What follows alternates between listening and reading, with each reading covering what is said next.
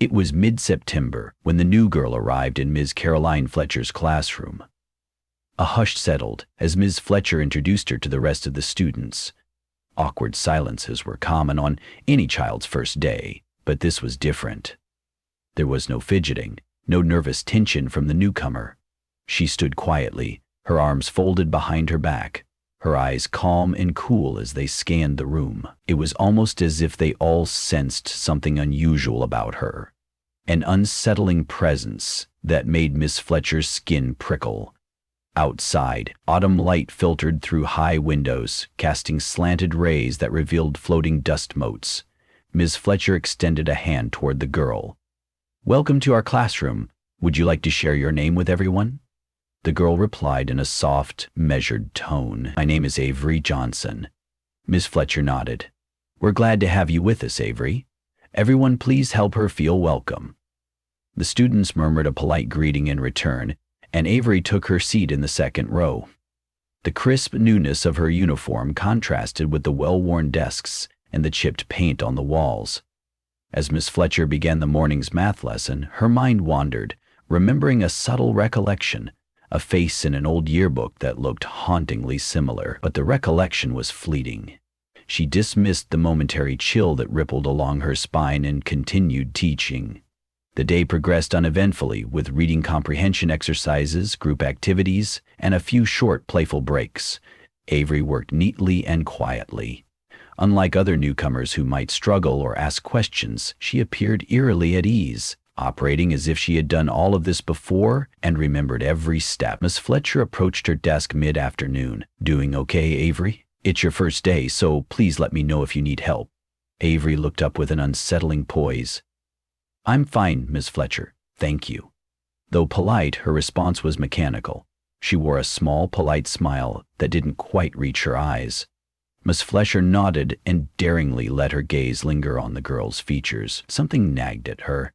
Those exact brown eyes, that mildly wavy dark hair clipped neatly behind small ears, and that half smile. Memory stirred, but the details of where she'd seen that face before refused to surface. When the final bell rang, Miss Fletcher bid the class goodbye. Avery, collecting her things, glanced around as if storing every detail of the classroom in her mind. Her expression betrayed no anxiety, no confusion. Slowly, she left with the others. The moment the students were gone, Miss Fletcher exhaled, feeling oddly drained, as though holding her composure around Avery had sapped her energy. She walked to the staff room for a cup of coffee and found two colleagues, Mr. Reed and Miss Beasley, engaged in light conversation. Their banter dissolved the moment Miss Fletcher joined them, her troubled expression catching their attention. "You look like you've seen a ghost," Mr. Reed said, pushing a cup of coffee toward her. "Do you remember, has there ever been a student around here with the name Avery Johnson?" Miss Fletcher asked tentatively. Mr. Reed furrowed his brow. "I don't recall, not in recent years." Miss Beasley sipped her tea. "This school's been around a long time, but that name doesn't ring a bell." Miss Fletcher nodded slightly, still tangled in her own thoughts. "I can't really explain it. Never mind, it's silly." She left shortly after, but the odd feeling lingered. On her way out, she paused outside the administrative office, noticing an open storage room lined with old school albums and antique trophies. She hesitated a moment, thinking it foolish to rummage through dusty records, then turned away and walked out into the crisp autumn evening, perhaps remembering whatever old photograph was itching at her mind could wait until she was less exhausted. By the following day, the sense of unease had only grown. Avery's presence was just as calm, her demeanor as polite as before. She aced every quiz given, read with perfect inflection, and made no mistakes when called upon. Yet she volunteered little. She seemed to keep the other students at arm's length, as though politely walling them off behind an invisible barrier. Her classmates whispered about her during recess, but Avery never reacted. She simply sat outside on a bench, hands folded in her lap, staring blankly at the playground. Miss Fletcher resolved to access the archives that same afternoon. She told herself it was all in her head, but she needed confirmation proof that there was no correlation. No objective reason, her mind kept returning to a forgotten face from decades ago. After the last class dismissed, she headed straight for the old storage room and asked permission from the assistant principal. With little more than a shrug, he handed her the keys, allowing her to sift through yellow newspaper clippings and frayed yearbooks, undisturbed. Fluorescent lights hummed overhead. Miss Fletcher heaved a box of yearbooks onto a table and flipped through them slowly. Starting from the most recent to older and older ones, she recognized some of the staff photos, even found her own face in the earliest years she taught there. Her own hair had been darker then, her face marked with the optimism of youth. She rifled further, scanning classes from the 1986 to 1976. She was on the verge of giving up when she stumbled on a grainy photograph from 1978. Her breath caught in her throat. There, fourth row from the top, a girl with wide brown eyes and wavy hair. Avery Johnson. Or, at the time, the name listed was Catherine Hall. The resemblance was absolute, so uncanny that Miss Fletcher's hand trembled. She leaned forward to confirm the name. Catherine Hall, the same eerily calm expression, that unnerving half-smile. Suddenly, the old page crackled loudly, and Miss Fletcher realized she was gripping it too tightly. She let go and turned the page, searching for more information. She found a list of awards, and Catherine Hall was recognized for outstanding academic performance. Next to her name was a small star. A small note typed in the margin read, "Deceased, February 1979. Ms. Fletcher's heart hammered in her chest.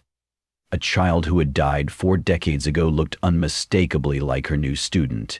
Her pulse raced as her mind reeled with questions. Was it a coincidence? A bizarre familial resemblance, perhaps a granddaughter or some relative? The similarity was simply too exact. She slammed the yearbook shut. The air in the storage room felt suffocating, the faint smell of mildew and dust making her dizzy. She needed fresh air. Sunset was casting the hallways in a gloomy hue when Miss Fletcher left the storage room. She found the assistant principal locking up. He commented on how pale she looked, asking if she was unwell. Miss Fletcher stammered her thanks and hurried out, her mind spinning. She was caught between telling someone and keeping what she had discovered to herself. What proof did she have? Old photographs could be misleading, and maybe her imagination had conjured illusions.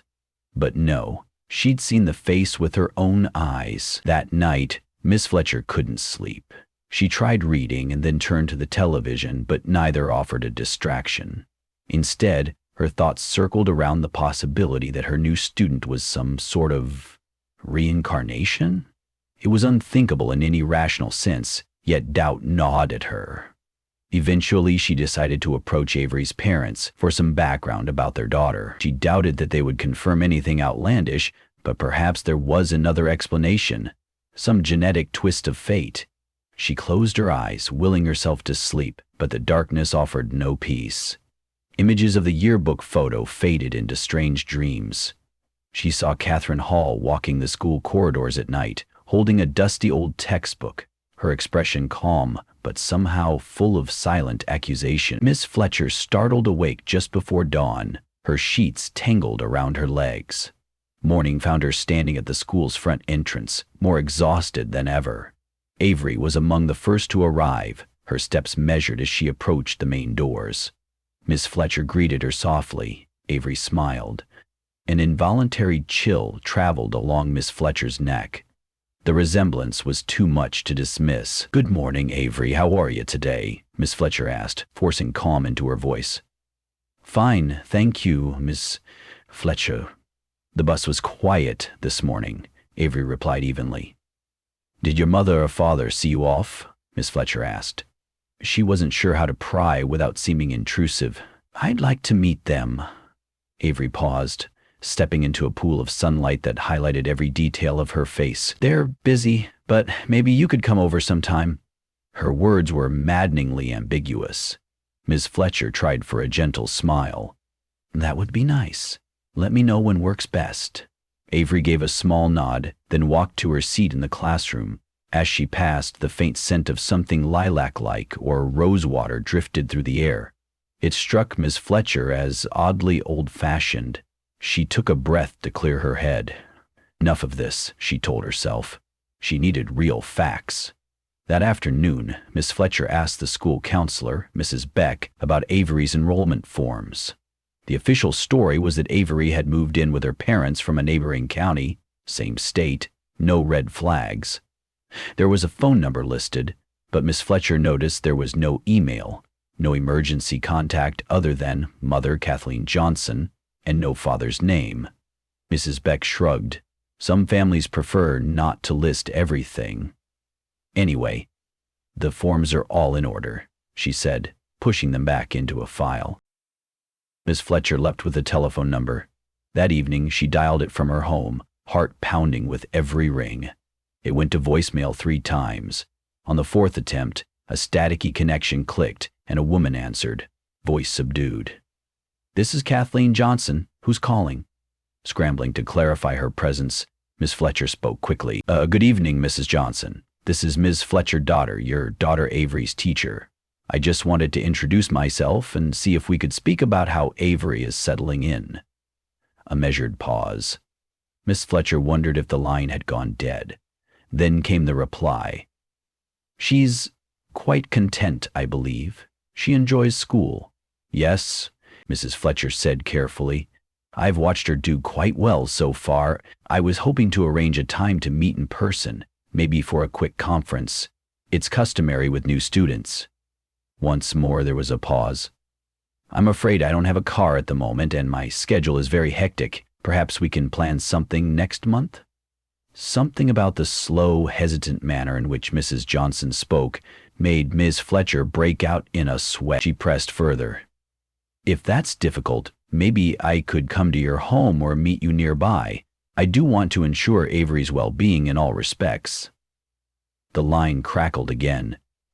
"I'm sorry, I have to go." Then the call went dead.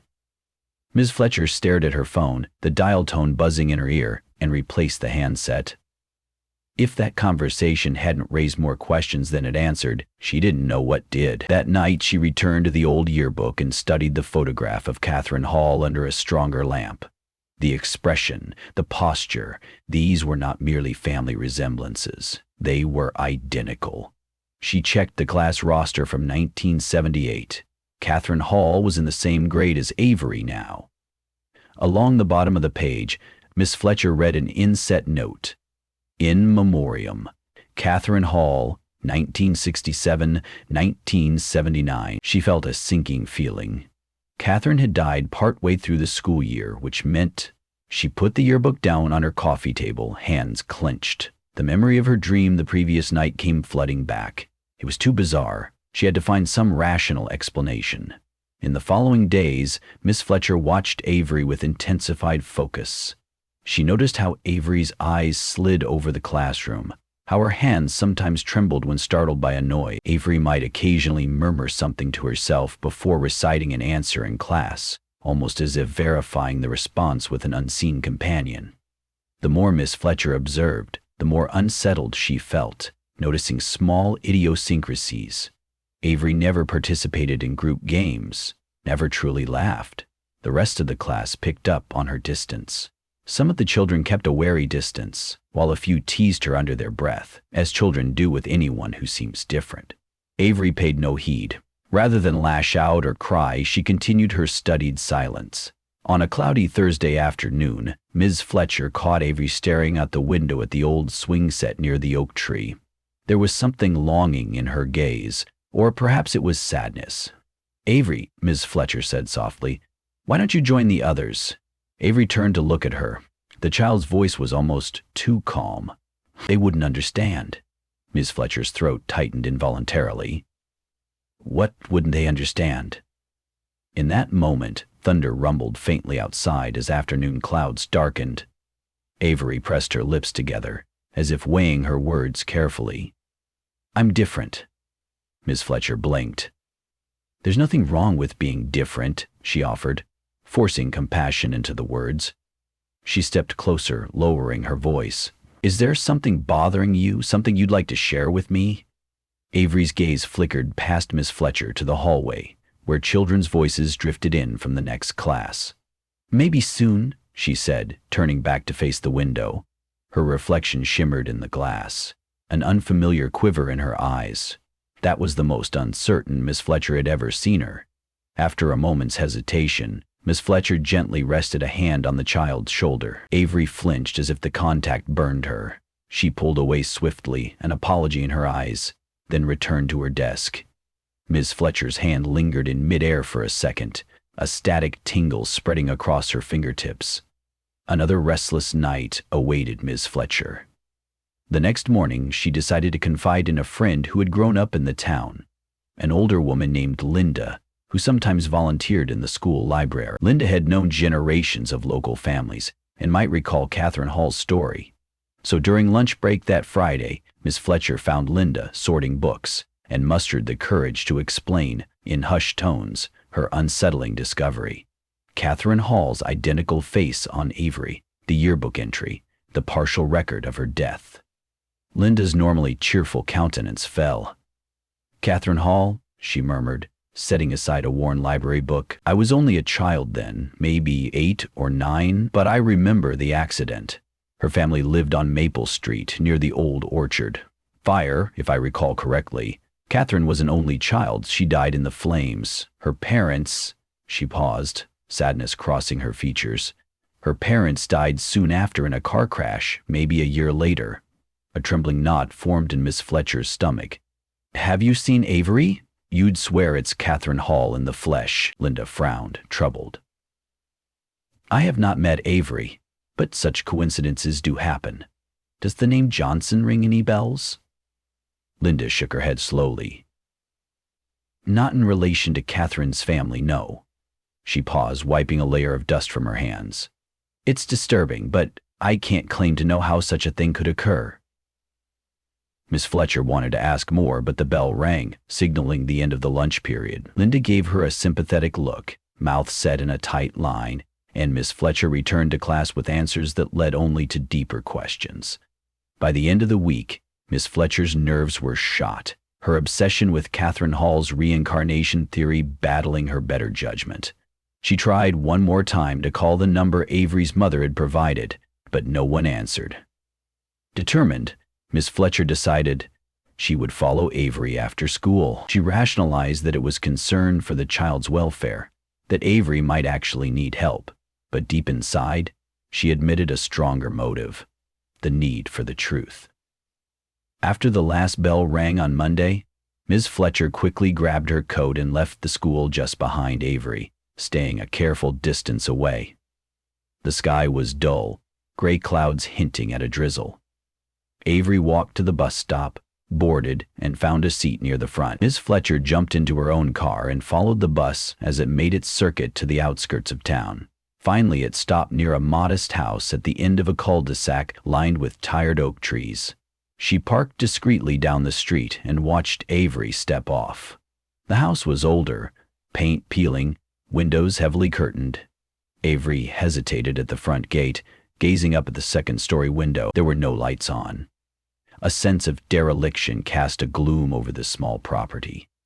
Miss Fletcher strained to see if the mother would come out to greet Avery, but no one appeared. The child slipped quietly inside. Moments passed. Thunder echoed overhead, and rain began to fall in light sheets. Miss Fletcher felt compelled to go up to the door, but her courage faltered. She imagined explaining herself to a suspicious parent. Instead, she sat behind the wheel, hoping for a glimpse of Avery's mother, but no figure emerged, no silhouette moved behind those heavy curtains. She waited nearly 20 minutes, fingers drumming against the steering wheel, until guilt finally won out. She drove away, feeling a keen moral sting as she realized what she had done. Would her intrusion help Avery, or had she crossed a line? The dreams grew worse. Miss Fletcher dreamed of shadowy corridors and the bitter smell of smoke. In these dreams, she glimpsed a child's figure drifting through the halls, silent, expressionless. In any other scenario, Miss Fletcher would have worried about her own mental health, but now these nightmares seemed an inevitable consequence of her daily anxieties. She started to awake each morning feeling more exhausted than the night before. At school, Miss Fletcher's condition did not go unnoticed. Mr. Reed asked if she was ill. Miss Beasley inquired if she needed any personal time off. Miss Fletcher forced a polite smile, but she couldn't share her bizarre suspicions with them. She sensed they would never believe it, or worse, think her unfit to teach. Meanwhile, Avery continued to excel in class, unaffected by Miss Fletcher's internal turmoil. It was as if Avery were a fixed point around which everything else spiraled. During a creative writing assignment, Miss Fletcher read the child's composition with a mix of fascination and dread. The prompt had been to describe a favorite memory. Avery wrote about an orchard, describing the crisp autumn air, the green apples, the thick trunks of the old trees. She recounted a little house across the way, a fire crackling in a brick fireplace, her parents singing lullabies before supper. Miss Fletcher's heart hammered. She recognized Linda's mention of an orchard near Catherine Hall's old home all those years ago. When Miss Fletcher looked up from reading, Avery was staring right at her, brown eyes brimming with unspoken knowledge. Then she blinked, lowered her gaze, and went back to her work. A wave of cold washed over Miss Fletcher's skin. That same afternoon, a rainstorm battered the windows, drenching the playground outside in sheets of water. An emergency staff meeting was called, as there'd been alarms about potential flooding. The children waited quietly inside their rooms until parents arrived. Miss Fletcher was reorganizing her desk when she noticed Avery had not left. Hours past pickup time now, she remained stationed at her desk, quietly reading a library book. Miss Fletcher's heart went out to her. Something was very wrong. A mother who never showed up, a phone number that rarely answered, an identical face to a deceased girl from decades ago. She approached Avery, voice gentle. "Avery, do you need a ride home? It's late, and your mother hasn't come." Avery closed her book. "It's okay, she'll come." Miss Fletcher's voice softened. "Let me call her." Avery said nothing. So Miss Fletcher dialed the number, voicemail, then a busy tone, then dead air. Outside, the wind howled. Suddenly, the overhead lights flickered, plunging them into a momentary gloom before sputtering back on. Miss Fletcher knelt next to Avery's desk, carefully placing her hand over the child's own. This time, Avery did not flinch. "What's going on, Avery?" Miss Fletcher whispered. "Can you tell me?" For a moment, Avery's eyes seemed older, infinitely sorrowful. "It's not fair," she said softly. "I never got to finish." Miss Fletcher's eyes widened. "Finish? What?" Avery glanced around, as though the walls had ears. Then, in a single, measured breath, she said, "Everything. My time. There was a fire, so sudden they said I died." Tremors raced through Miss Fletcher's entire body. I remember the orchard," Avery continued, her voice calm but thick with grief. "I remember the smell of wood smoke. I remember passing out from the smoke, waking up in a cold darkness, lost. Now I'm here." Her voice cracked. "I wanted to see my parents, but they aren't here. I looked for them, but the house is different. It's all so wrong." Tears sprang to Miss Fletcher's eyes, despite her better judgment. She squeezed Avery's hand. Though the rational part of her wanted to deny it, the words rang with a child's sincerity. "Eerie. Catherine, I'm so sorry. I don't know how." Thunder rattled the windows, and the lights flickered again. A wave of emotion swept through Miss Fletcher, imagining the terror that child must have felt if this surreal story was real. Yet she also felt relief. Relief that, if Avery truly was Catherine, she was no longer alone in that knowledge. Suddenly, the front door to the classroom flew open, letting in a spray of cold rain and a gust of wind. A woman stood in the doorway, face half hidden by a hood. Miss Fletcher guessed it must be Avery's mother. The woman's figure was slight, her eyes red-rimmed as though from crying, but set in an expression of grim resolve. "Avery!" she cried out, voice trembling. The child rose quietly. Miss Fletcher saw a flicker of fear in the woman's eyes. Fear that Miss Fletcher had discovered something. She held Avery's gaze, speaking in a ragged whisper. "Come with me. We have to go." Avery's eyes lingered on Miss Fletcher. "Goodbye," she whispered, her tone so mournful that Miss Fletcher wanted to weep. The woman guided Avery by the shoulder, and together they disappeared into the swirling storm. Miss Fletcher stood there, a tear escaping from the corner of her eye, uncertain whether to chase after them or let them vanish, as if they had never been there at all. 3 days passed with no sign of Avery. Kathleen Johnson's phone remained disconnected. Ms. Fletcher inquired at the school office but found no withdrawal letter. The principal and staff simply shrugged. Children departed unexpectedly sometimes, especially if the family had pressing circumstances. Panic twisted Ms. Fletcher's insides. She checked the old archives again, feeling an urgent need to confirm Catherine Hall's death date. She read the obituary. Catherine had died in February 1979, survived by no close relatives. The final lines of the write-up nearly caused her to collapse. Catherine was a bright student with unwavering composure. May she find peace. The next week, Miss Fletcher drove to the address Avery had listed, braving the autumn wind. The house was deserted, windows boarded, no sign of life. A neighbor informed her that the place had been vacant for several years, that no one had lived there recently. Miss Fletcher stood, numb with confusion, while the neighbor watched her warily. Avery and her mother had vanished like specters. At school, Miss Fletcher discovered Avery's desk had been left intact, textbooks, a neat row of pencils, and a single library book, as if she had only stepped away for a moment. A hollow ache filled Miss Fletcher's chest. Late one evening, she carefully packed up the items, finding Avery's notebook buried under a stack of papers. Inside, on the last page, was a single paragraph, written in a child's looping handwriting. "I was given another chance, but I cannot stay. Thank you for helping me remember." That night, Miss Fletcher found herself unable to speak, tears surging hot and insistent down. Whatever Avery's nature, ghost, reincarnation, or impossible twin, she was gone. Miss Fletcher hoped that, wherever she went, Catherine Hall's restless spirit might finally find peace. The next morning dawned bright and cold. Miss Fletcher returned to the routine of teaching, though her heart was heavy. Over time, the daily demands of the classroom dulled her disbelief. Sometimes she questioned if Avery had ever been real, but she had the yearbook photo, the entries in her grade book, and that fleeting memory of a child who seemed suspended between two worlds. In the end, Miss Fletcher never solved the mystery of Avery Johnson, nor unraveled how a dead girl from 4 decades past could sit quietly in her classroom. She only knew this: a restless soul had found its way back into the world, seeking closure and some measure of understanding. Miss Fletcher offered silent prayers for that child, for Catherine Hall, for Avery, those names, those identities all bound together in a single fragile life, however short, however strange. And though Miss Fletcher tried to move on, ever so often she would turn to that empty desk, half expecting to see the calm, watchful eyes of the little girl with the wavy dark hair. She would blink, and it would be gone, just a lonely patch of air and the faint scent of old lilac. There was no forgetting Avery, the child who returned silent and inscrutable, to remind her that some stories refuse to end as neatly as we might wish, no matter how many times we try to close the book.